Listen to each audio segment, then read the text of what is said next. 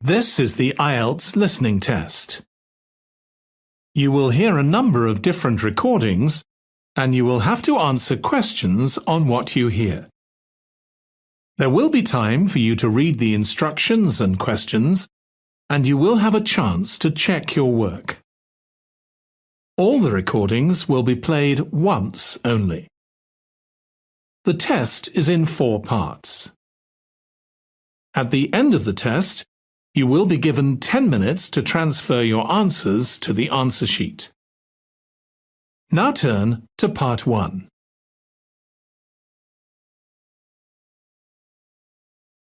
Part 1. You'll hear an interview conversation between a banker and a customer.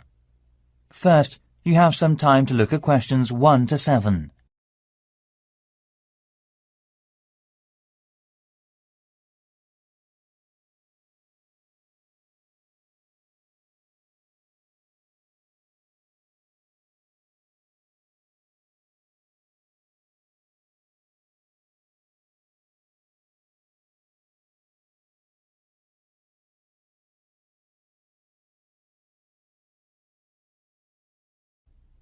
Listen carefully and answer the questions 1 to 7. Hi, can I open a bank account, please? Sure, come on in. Make yourself at home. I'll just get some details for you. It won't take long. OK, right. What kind of account do you want? A deposit account. OK, I've got the application form here then. Have a look at this leaflet. We have several types. I've decided on the one called Classic. Good, that's fine. Can I have your full name, please? Yes, it's Jonathan Fox. That's Jonathan.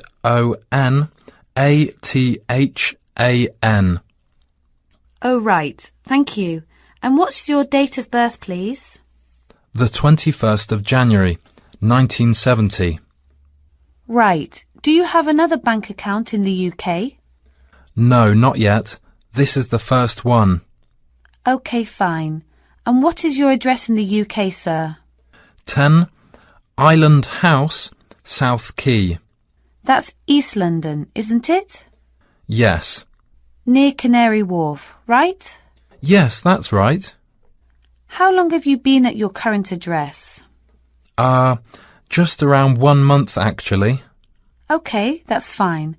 Can I ask for a previous address? Sure. It's Flat 3, Canada House, Queen Street. Is that all? Yes. That's Edinburgh, isn't it? Yes. Edinburgh. OK, thank you. Do you have a daytime telephone or mobile phone number? Yes. I think the number of my office, it's 0207 235 6735. Would you like my home phone number too? Yes, please. It's 0204 675 1222. Lovely. Before you hear the rest of the conversation, you have some time to look at the questions 8 to 10.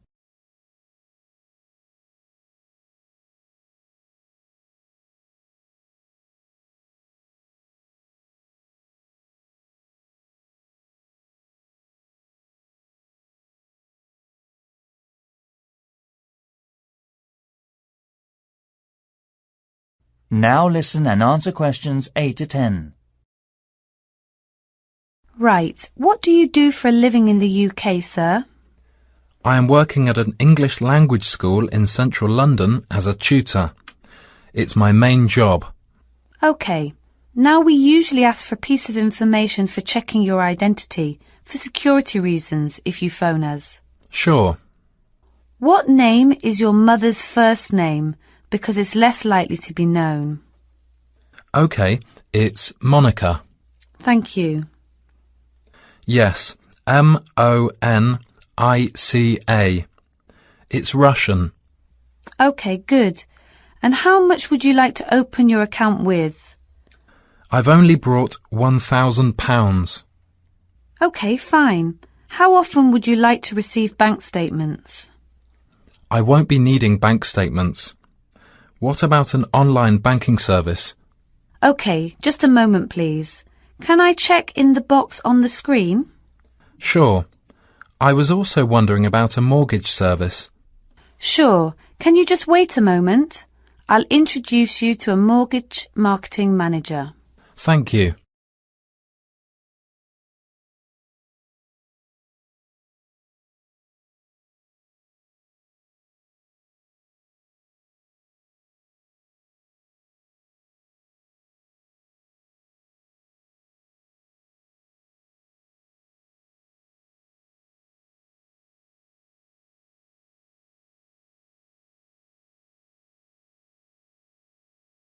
That is the end of part 1. You now have 1 minute to check your answers to part 1.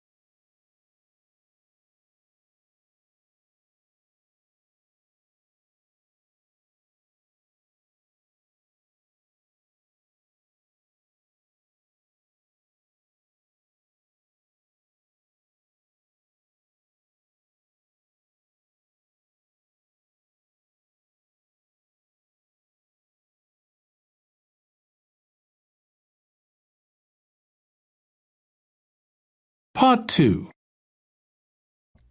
You'll hear a tourism program, The Elizabeth House.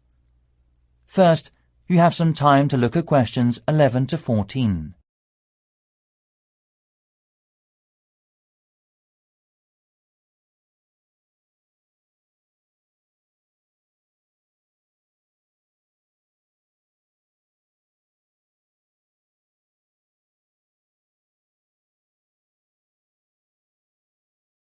Now listen carefully and answer the questions 11 to 14. Hi everybody. Good to see you again. This morning I'll tell you about the Elizabeth House in Canterbury, once home of the famous carpenter Jonathan Owen. He bought the house in 1965, although he had first seen it 5 years earlier. Actually, he was interested in the house as a traditional flat in England, and he paid £5,000 for it without a second thought, because of it having standard and regulation building methods during the Middle Ages in the UK. At that time, he had worked at the University of Canterbury as a head carpenter who managed with a small building company. His professional success was abundant, but his family life wasn't so successful. His parents had suffered from diabetes and mental disease, and his brother Dan was ill with pneumonia. Moving to Elizabeth House, he started his new life.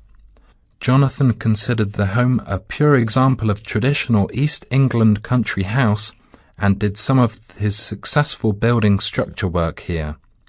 The backyard and garden of the house became calm and peaceful. The materials used to make the wall, chimney and roof were collected from the local area. Most of all, oak trees were in the front of the main gate. Before you hear the rest of the program, you have some time to look at the questions 15 to 20.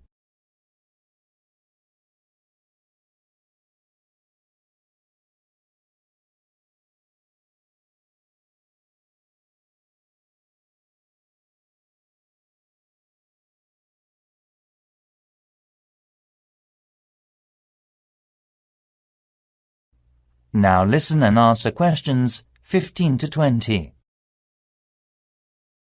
As you go up the path, there's the rose garden on your right, and you will find to your left an area which has interesting types of sunflower as well as some lovely carnation. It is known as the sun rainbow and was designed by his brother Dan, who had studied gardening arts in Paris. The next destination is the Japanese footbridge, with exotic Asian mountain plants and fruit growing on it. Follow the path round to the second corner, and on your left you will see the entrance to the pear tree with its 200-year-old branches go through the path until you've reached the front of the house. Now I'll give you a couple of hours to wander around this lovely building. Your tour guide will introduce and explain about its history and viewpoints to you. If you need to buy any of Jonathan's handbooks or other souvenirs, you can enter the house where you'll find the shop, which is located between the path and the water mill. I expect by this time you may also be in need of a rest and some refreshments from the snack bar. If you have a break, there is a lovely walk down towards the River Cotton. This is the best view for visitors. You can cross the field which spreads along the path close to the windmill. In autumn, this area will open a small event or festival which is definitely worth a visit. It is familiar a good place for growing strawberries.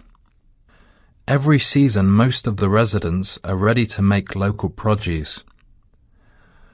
Also, the local council helps to improve the grape festival by promoting and marketing it through online and offline methods. Last year, around 100 tons of grapes were harvested and sold at the city mall. We'll now have a good chance to see an orchard behind the house.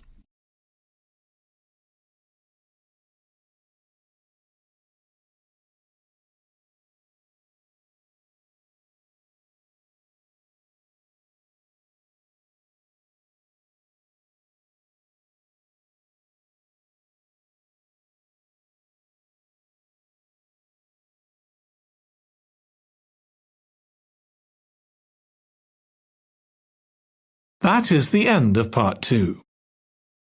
You now have 30 seconds to check your answers to part 2.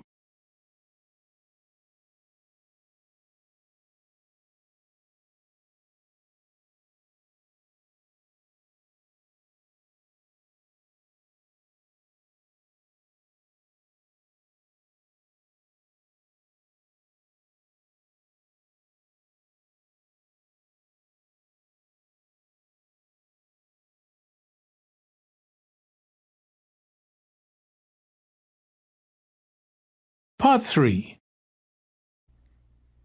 You'll hear a conversation between students, Anne and David, about gallery marketing.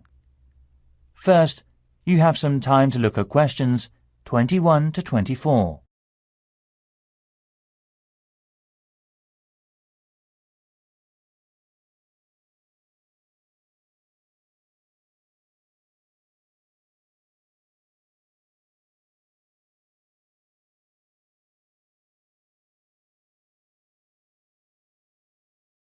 Now listen carefully and answer the questions 21 to 24. Anne, we really need to get working on this gallery marketing assignment. We've only got 2 weeks left until the end of the month to set up. Right, so how about getting started now? We need to work through the instructions. Well, we must search for one area from tourism industries, like the museum or gallery. There are lots of sites online. What are they about? The National Science Museum, the History Museum, the War Museum, the Tate Modern Art Gallery, and so on. You got more? We've got plenty. I've got an idea to find out the best comment. Coming this Friday, we'll get more information at the London Museum because it shows all the visitors' guidebooks of museums or galleries in the UK. It also runs a small workshop about non-profit tourism industries marketing. Great. So after visiting there, we have to use research methods, such as telephone interviews, questionnaires on the street, or sending out emails. Actually, we don't have a choice. We have to send the email. Right. We don't have to waste time deciding among them. By the way, how do we get the responses? Let's contact the London Museum's Information Centre. Actually, it may be helpful to us to collect data through our head course leader. How many people do we have to interview? Well, we have to split into 3 groups. And it looks like we have to interview 30 people for each group. So 90 altogether then. It depends on the ages too, right? That's right.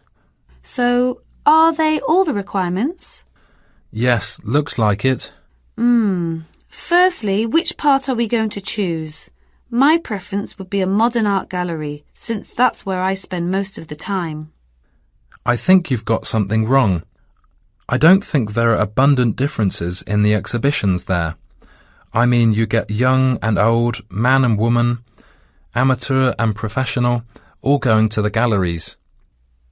Right, so let's make it a ceramic exhibition then.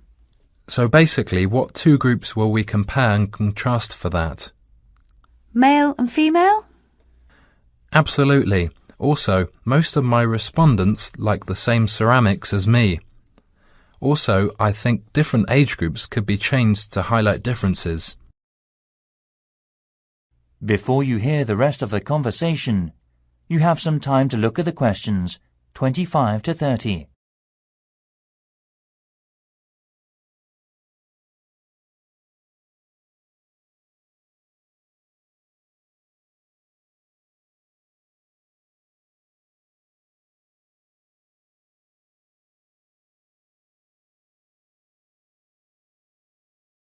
Now listen and answer questions 25 to 30. I think you're right. I'll take some comment. The age groups are teenagers, 20s, 30s, 40s and over. What do you think about this? Great. That will give us more detail. So how about the kind of ceramic they like? Let's give them some options and then we can just tick boxes. OK, let's have Asian, European, African. What else? Something special? Well, we should include the Incas in Peru. Some people like this style, you know. OK. And then we should know about their understanding of ceramics. They can learn about that thanks to a gallery curator who can inform them about the patterns and markings through picture and local clay. I'm curious about how they were made. I mean a process with painting and things embedded on the surface. At that time, the equipment and materials were not good, compared with the present day. I agree. We should also include an earthen vessel, of course. Right. The next step could be about where they were actually from. They were made from local clay, weren't they? Things such as mountain, lake, basement and so forth. I think so. One more thing is the colour on the bottle. How did the ancients get the tone? On the internet, it said they got it through dried plants. They were working again to make a tone, drying and sorting. OK, I see. To get more hard tone, they included other strong herbs or something. At that time, the colours were used by the rich with property. Great. You've got plenty of data, David. No, it's just beginning. We have to look for something special with more details and history for the presentation next week.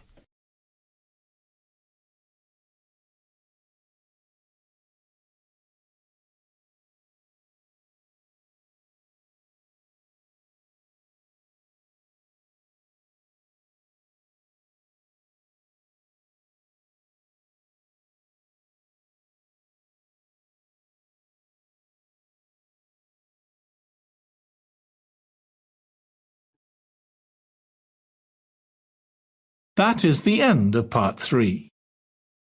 You now have 30 seconds to check your answers to part 3.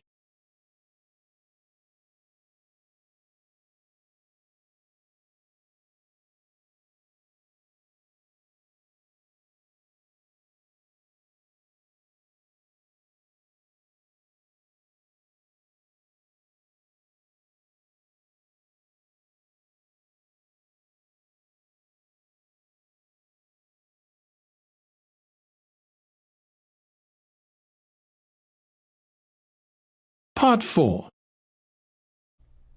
You'll hear part of a lecture given by a waste recycle management's professor. First, You have some time to look at questions 31 to 40.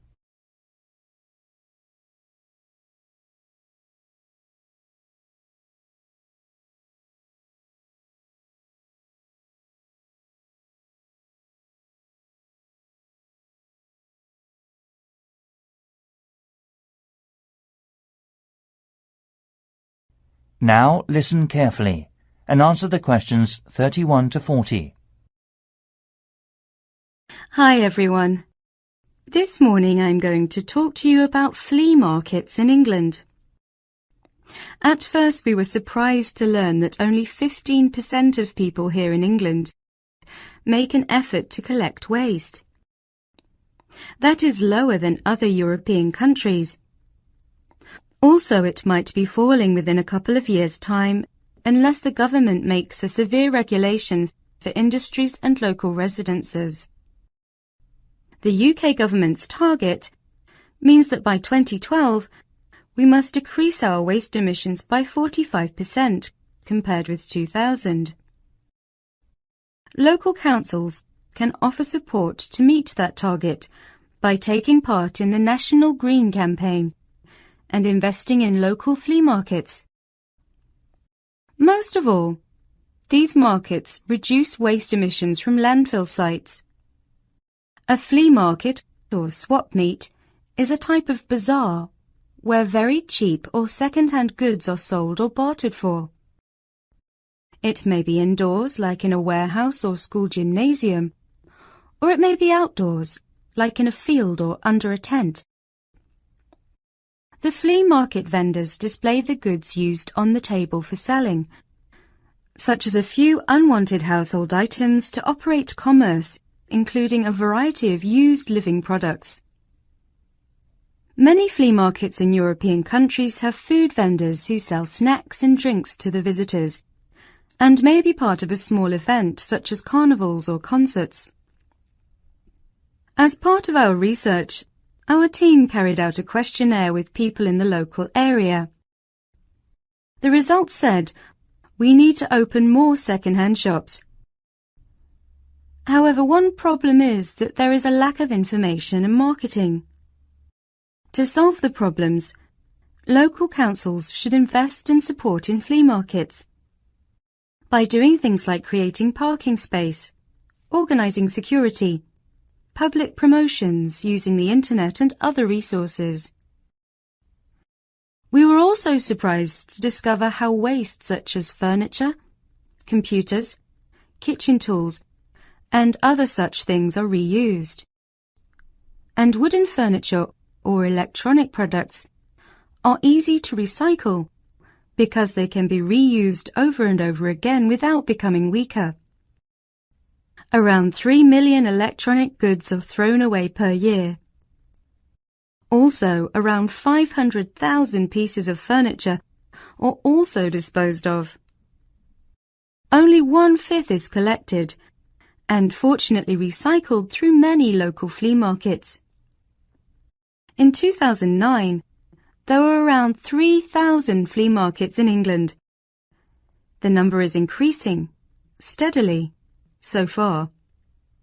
Surprisingly, by collecting under 15% of old books, lots of paper is imported, so more paper can be recycled in the UK.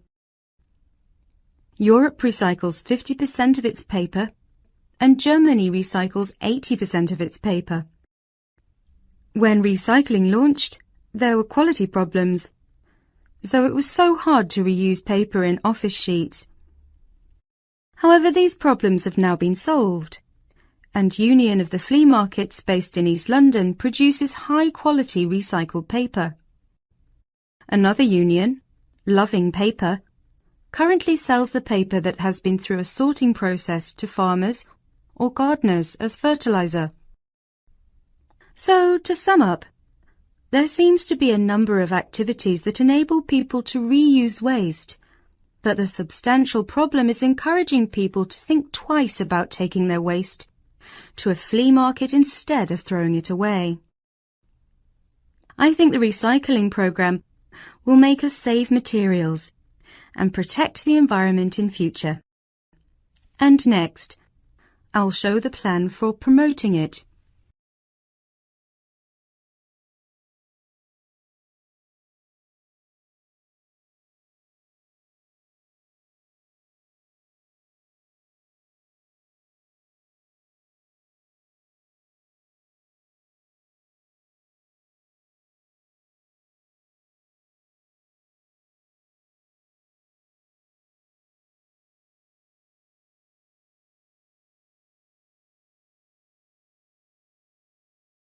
That is the end of Part 4.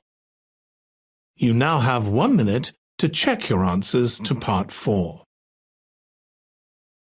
That is the end of the listening test.